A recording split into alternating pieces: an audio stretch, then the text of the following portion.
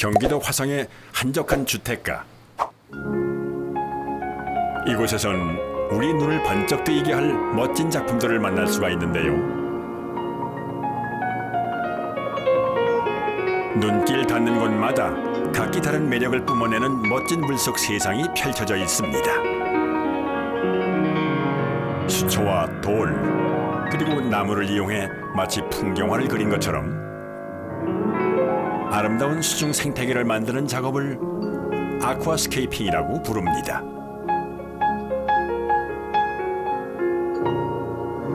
마치 내 방 안에 저 깊은 바닷속을 그대로 데려다 놓은 것처럼 환상적인 모습을 재현해내는 것인데요. 최근엔 이 작업에 관심을 갖는 분들이 부쩍 늘었다고 합니다. 요즘 코로나 때문에 밖에 외부 활동을 많이 못하는데 실내에서도 이런 자연환경, 내가 꾸밀 수 있는 그런 환경을 보면서 자유롭게 노는 물고기들을 보면서 힐링할 수 있는 거죠. 한번 구경을 왔는데 생각보다 많이 이뻐서 놀랐어요, 지금. 이렇게 멋진 수조 조경, 이른바 레이아웃은 어떻게 만들어지는 걸까요? 수조 조경 전문가인 박기민 씨는 일단 자신의 머릿속에 들어있는 아이디어를 하나씩 그려내는 것부터 시작합니다. 작품 만들기 전에 구도를 잡기 위해서 그림을 그립니다. 생각하는 거는 저희가 이제 물속에 강계 같은 곳에 이제 유목이 오래된 뿌리가 쓰러져서 거기에 이제 흐르는 물에 돌에 걸쳐 있는 그런 이제 형상이고요. 완성된 밑그림을 보니 뭔가 스케일이 남달라 보이는군요. 지름 150cm, 높이 60cm의 대형 수조. 이 안을 가장 먼저 채울 것은 다름 아닌 여러 개의 돌들. 수조 조경은 수초와 나무, 돌 등을 이용해 최대한 자연의 느낌을 그대로 살려주는 작업이기에 어떤 재료를 쓸지 고민이 많다는군요. 흑개석이라는 돌인데요. 저희가 이제 물속에 넣었을 때 pH의 변화가 없는 돌입니다. 일단은 여기 같이 이제 어류들이 살 공간이기 때문에 어류들에게 이렇게 피해가는 이제 pH가 제일 중요하거든요. 각각의 어류들이 살아야 될 그 pH라는 게 있는데 그 물의 성질에 맞춰서 세팅을 해드려야 그 물고기들도 편안하게 살 수 있죠. 수조 안에 들어가는 모든 것의 성질을 다 따져보고 최종 재료를 선택해야 하는 까다로운 작업. 그 다음엔 디자인과 맞아떨어지는 적당한 모양의 재료를 찾아 세팅을 하는데요. 그 결과가 만족스러울 때까지 몇 번이고 수정을 거칩니다. 전체 디자인의 큰 틀을 잡아주는 돌 세팅이 얼추 끝나고 나면 그 다음은 그에 어울리는 느낌의 나무를 고를 차례. 박기민 씨는 주로 말레이시아산 하드 유목을 사용하는데요. 모든 재료를 다 까다롭게 선택하지만 특히 이 나무 선택에 더 공을 들이고 있다고 합니다. 수조 전체의 느낌을 좌우하는 데다 한 번 설치하면 웬만해선 바꾸기가 힘들기 때문이죠. 제가 구도했던 바랑 맞는 부분들이 좀 있는 유목을 많이 찾는 편이죠.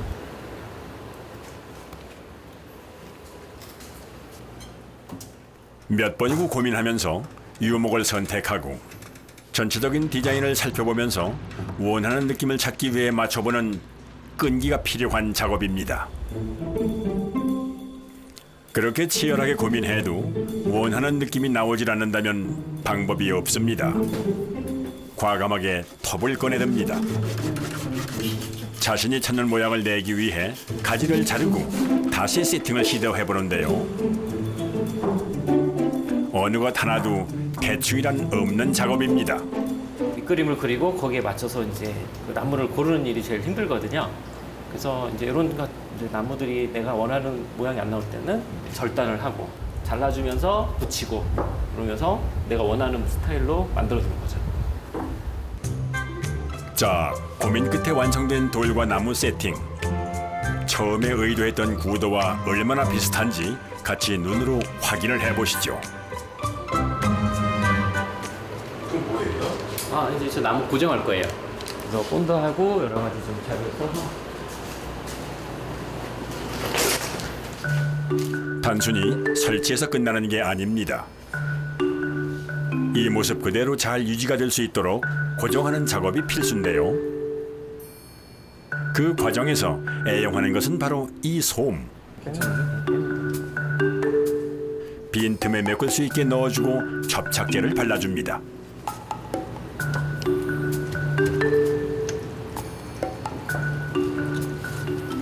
지금 갖고 있는 거는 이제 솜 대용으로 하는 건데요.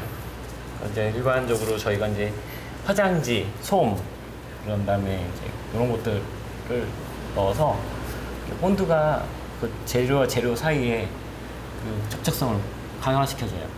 그래서 요거를 집어넣음으로써 그 두 재료가 더 단단하게 붙을 수 있도록. 재료들이 연결된 곳마다 일일이 다 손을 봐줘야 하는 작업. 혹시 모양이 틀어질까 봐 더 조심하게 된다는데요. 이런 작업 노하우를 익히는데도 꽤 시간이 걸렸습니다. 저희 때는 이런 자료들이 많이 없었거든요. 그래서 보통 인터넷 구글링 통해 가지고 해외 자료 많이 수집해서 많이 공부했어요. 작업을 할 때면 전동 드릴도 애용한다는 박기민 씨. 이것 또한 전체 세팅을 고정하기 위한 한 방법입니다.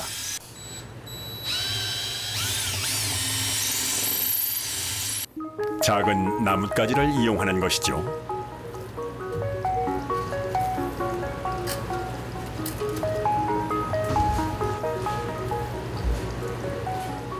이제 가지 연결할 때 이제 본드를 사용하다 보면 부력 때문에 끊기는 경우가 종종 있어요. 그래서 그걸 방지하기 위해서 나무 못을 드릴로 뚫은 다음에 나무와 나무 사이에 구멍을 뚫고 거기에 나무 못을 박은 후에 접착을 하고 있습니다. 하나부터 10까지 모든 것을 고객 맞춤형으로 진행하는 수조 조경 작업. 다 고정됐어요. 최상의 모습을 선보이기 위해 거쳐야 할 작업이 더 남아 있습니다. 재료들의 연결을 단단히 하기 위해 좁은 틈을 메꿔준 다음 보다 큼직한 공간에도 이 솜을 채워주는 것인데요. 이건 무슨 이유에서일까요? 흙이 흘러나오기는 여기가 지저분해져요. 그래서 지저분해지지 않도록 이제 흘러나오지 않도록 좀 미리 막아주는 거예요. 조금씩 흙을 부어주며 식물이 살 수 있는 환경을 만들어가는 박기민 씨. 흙도 다 같은 것이 아니어서 종류에 따라 그 역할이 각기 다르다고 합니다. 이거 소일이라는 재료고요. 수초를 키우기 위해선 소일을 넣어주면은 영양분을 충분히 공급을 해줄 수 있는 재료예요. 그래서 수초에 넣을 때는 항상 해주시면 좋습니다. 수조 조경을 전문으로 하는 대부분의 수족관에서는 이렇게 수초 축양실을 운영하고 있는데요. 작업에 필요한 수초들을 바로 꺼내 쓸 수 있도록 하기 위해서입니다. 평소엔 물고기들을 돌보는 것과 함께 이 수초가 상하지 않도록 가꾸는 것도 중요한 업무 중에 하나라고 하네요. 일단 수초는 수조 안의 다른 재료들과 얼마나 잘 어울리는지를 보면서 선택합니다. 크기에 또 따라서 앞에다가 심을 때는 조금 큰 거, 그리고 뒤에다가 심을 때는 조금 작은 거를 심으면서 약간 원금감을 준다고 해야 되나? 그렇게 하시기도 하고, 뭐 색깔이 들어가 있는 유경수초를 쓸 거냐 아니면은 그냥 초록색인 음성수초를 쓸 거냐, 이런 거에 따라 어항 분위기에 따라서 들어가는 수초들도 다 달라지는 것 같아요.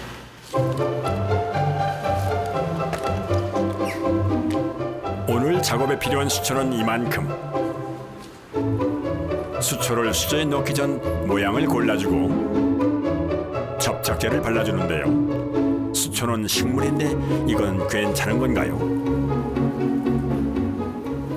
지금 사용하고 있는 본드는 수청 본드고요. 식물들한테 크게 문제가 없는. 그래서 되도록이면은 이제 뿌리 쪽은 좀 닿지 않게 해주는 게 좀 포인트고요.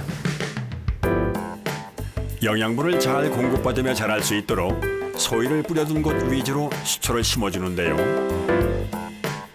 대충 보면서 심는 것 같아도 수초의 크기며 이파리의 길이 등 모든 것을 고려해 배치하는 중입니다. 이런 형태의 수조는 사방에서 보기 때문에 모든 재료의 자리 배치가 정말 중요합니다. 길게 자라는 수초가 작게 자라는 수초 앞에 있게 되면 가려지게 되거든요. 그래서 그걸 고려해가지고 정경 수초는 앞에, 수경 수초는 뒤에 이런 식으로 이렇게 붙여주고 있어요. 계속되는 고정 작업. 벌써 몇 시간째인지 알 수가 없는데요.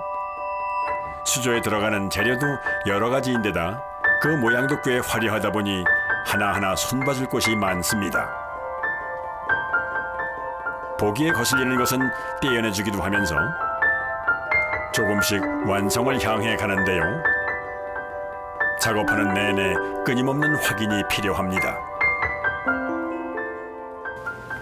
그런데 작업을 하다 말고 갑자기 물통을 가져오는 직원.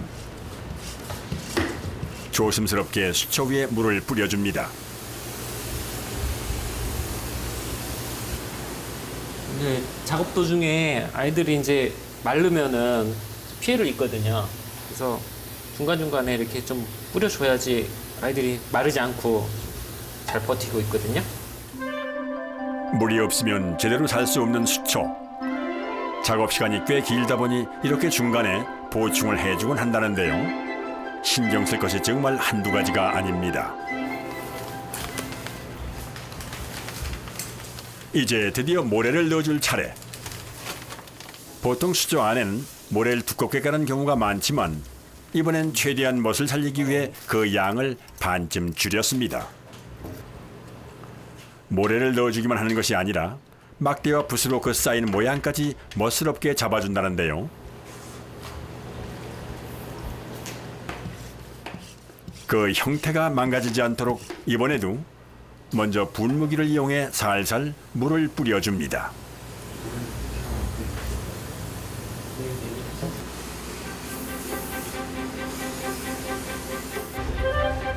그리고 나서야 호수를 이용해 물을 채워 넣는데요. 이때에도 물을 흘리는데 완급 조절이 필요합니다. 네, 일단 처음에 넣을 때는 날림을 많이 줄이려고 조금씩 넣다가 나중에 어느 정도 양이 차면 그때 세게 넣을 거예요.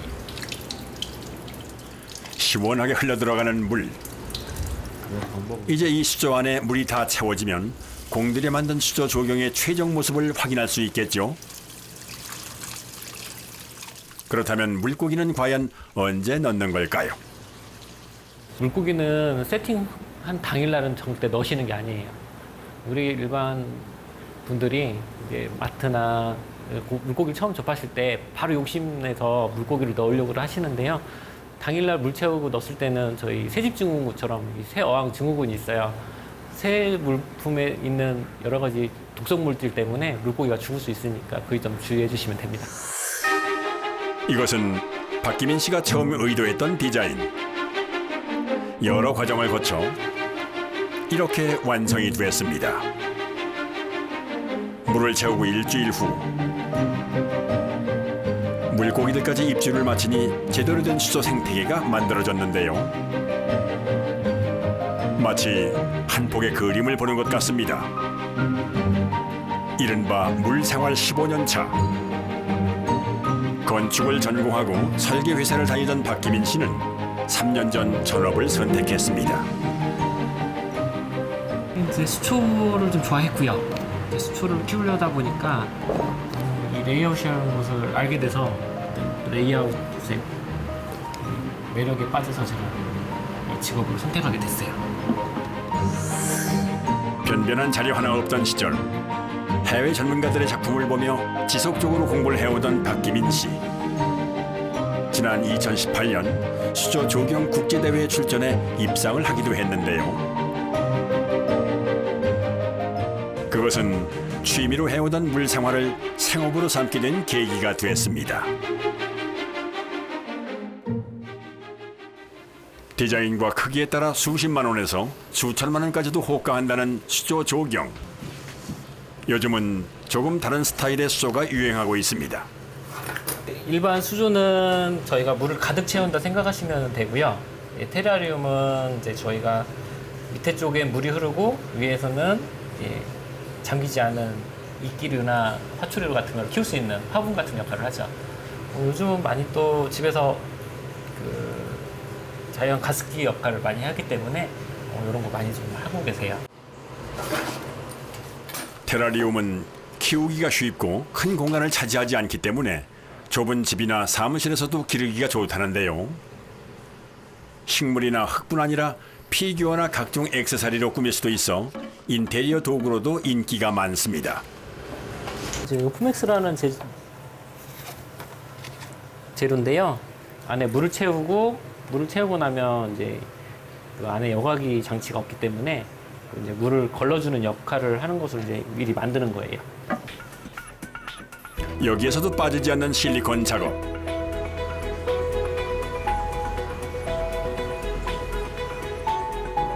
사이를 빈틈없이 메꾸어주고 남은 것은 긁어내주고 작아도 나름 작업이 분주합니다. 그리고 여과를 위한 재료가 하나 더 들어갑니다. 이 스폰지를 넣는 이유는 여기서 걸러주는 역할을 1차적으로 하는 거예요. 그러니까 저희 여과기의 스폰지 역할을 하는 거고요. 그래서 이쪽에서 물이 빨려 들어갈 때 이물질이 걷어지는 그런 역할을 합니다. 이건 황우석이라는 돌이고,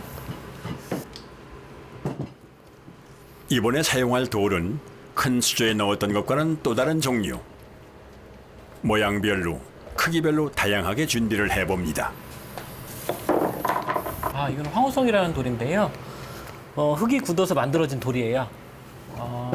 작업할 때 이 돌이 가공성은 좋은데 이제 여러 가지 이물질도 많이 나오고 그래서 사용하시는 데는 좀 불편한 분들도 있으실 거고 한데 저는 이걸 좀 많이 애용을 해서 사용합니다. 수조를 만들 땐 항상 재료의 장단점을 파악해 무엇을 사용할지 선택하는 것이 중요한데요. 그래야 원하는 결과물을 얻기도 수월하기 때문입니다. 일단 원하는 모양에 맞춰 제각기 다른 크기의 돌을 조립하고 움직이지 않게 고정을 해준 다음 테라리움 수조 안에 자리를 잡아주면 끝. 그런데 뭔가가 생각나지 않으시나요? 이때 이걸 많이 만들었어요. 레고를 잘하는 사람들이 이거 잘해요. 맞추고 모양 만들고 하나하나 붙여가는 그 재미로. 끝날 때까지 끝난 것이 아닌 수조 조경 작업. 원하는 모양의 돌이 맞춰지질 않자 결국 다른 돌을 깨서 맞춰보기로 합니다.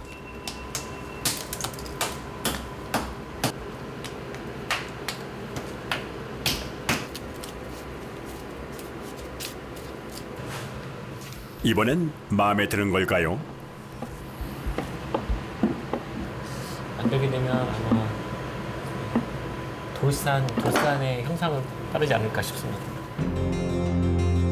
테라리움은 대형 수조와 달리 크기가 작아 별다른 디자인 없이 작업을 진행하는 경우가 많다고 하는데요. 그 자리에서 돌 모양을 맞춰가며 즉흥적으로 만들어낸 결과물이 바로 이겁니다.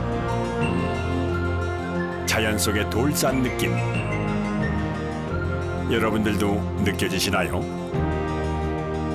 이렇게 해서 쓰면 이게 팽창을 해요.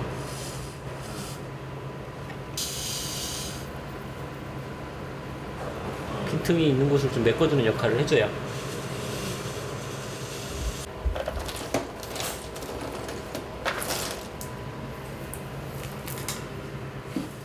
부서진 돌들을 이용해 자연스러움을 더해줍니다.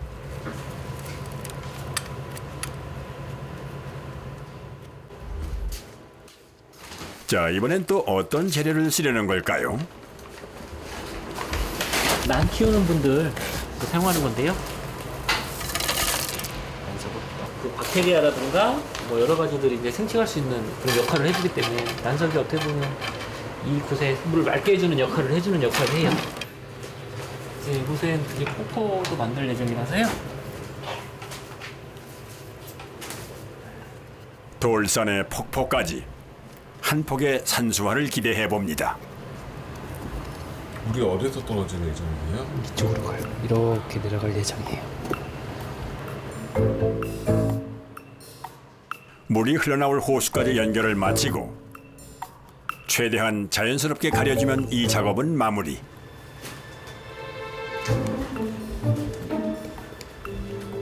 그리고 특이한 건 이번엔 수초가 아니라 화초를 이용한다는 점입니다.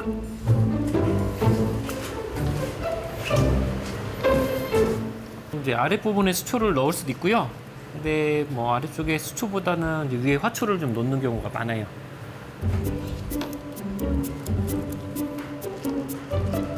화초를 흙까지 통째로 곳곳에 심어주면 마치 돌산에 꽃이 핀 형국.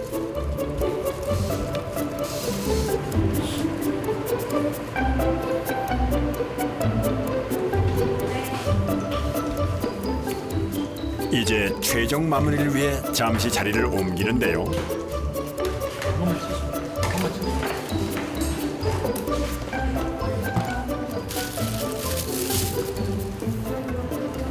생명토라서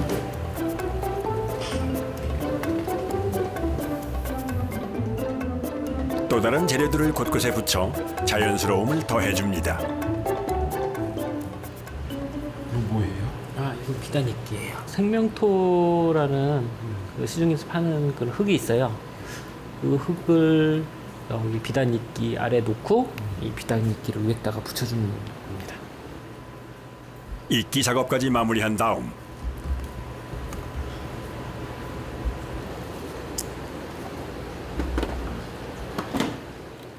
광합성에 필요한 전등까지 올려주고 불을 켜주면 이것이 해역화를 담당.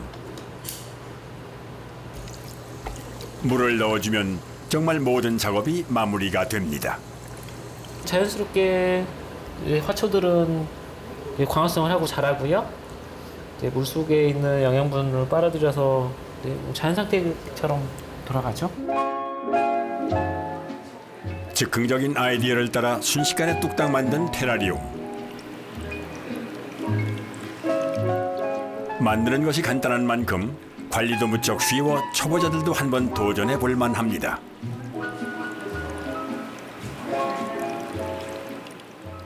청소는 간단해요. 물 잠깐 빼주고 다시 물 채워 넣으시면 되고요. 자연 증발하는 거에는 그거 계속 보충해 주시면 돼요.